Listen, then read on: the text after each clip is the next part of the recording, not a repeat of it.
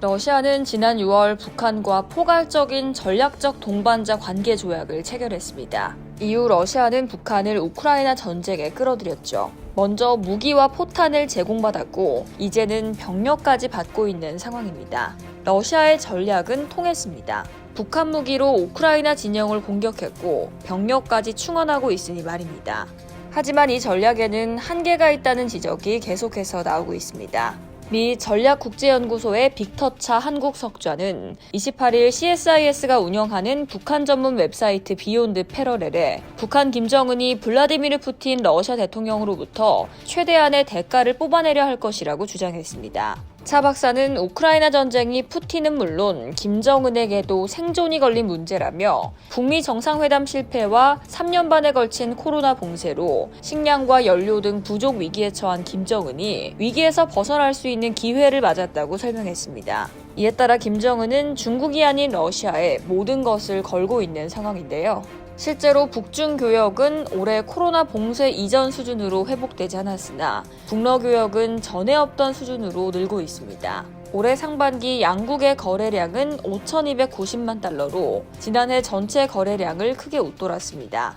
특히 김정은은 이번 파병을 대가로 혈맹 관계를 강조하며 식량과 연료는 물론 과거 소련이 공유하길 꺼렸던 첨단 군사기술 등을 받아내려 할 것이라고 차 박사는 지적했습니다. 미국 미사일 방어를 무력화할 수 있는 대륙간 탄도미사일 개발을 공언해온 김정은이 무엇보다 선제 공격에도 생존할 수 있는 핵잠수함 능력을 원하고 있다고 강조했습니다. 일부 해외 매체는 북한이 러시아 파병으로 러시아의 전투기인 수호이-35를 요구할 것이라고 추정했습니다. 북한은 1950년대와 60년대 제작된 미그-15와 미그-21을 운용하고 있습니다.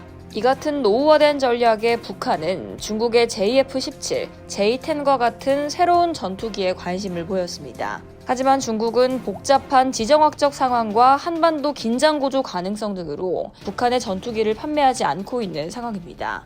이에 북한은 러시아의 수호이-35로 눈길을 돌렸는데요. 지난 9월부터 북한 조종사들이 러시아 전투기 훈련을 시작했으며 이번 우크라이나 파병으로 수호이-35 최대 36대를 받을 수 있을 것으로 해외 매체들은 추정했습니다. 그러나 러시아가 북한의 요구사항을 모두 수용하기는 만만치 않습니다. 러시아의 대북 영향력이 커지는 것을 중국이 달갑지 않아 하는 것도 문제입니다. 북러 간 협약으로 한반도 긴장이 고조될 시 미군의 한반도 및 중국 주변 지역 주둔이 증가할 것이기 때문입니다. 특히 중국은 전쟁 이후 러시아 천연가스의 최대 수입국으로 부상했는데요.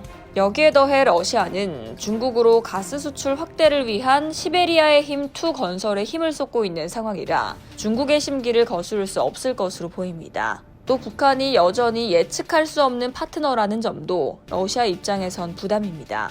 북한은 역사적으로 외부 의존도를 줄이고 독자적인 결정을 내려왔습니다. 강력한 파트너와의 관계에서도 자신의 정치적 목표를 우선시하며 필요할 때는 관계를 갑자기 축소하거나 변경하는 경향을 보입니다. 2019년 하노이 정상회담이 대표적 예인데요. 미국이 제시한 제재 완화 조건과 북한의 비핵화 조치 간 간극이 좁혀지지 않자 북한은 미사일 시험 발사와 같은 강경 조치로 돌아선 바 있습니다. 이상 여의도TV였습니다.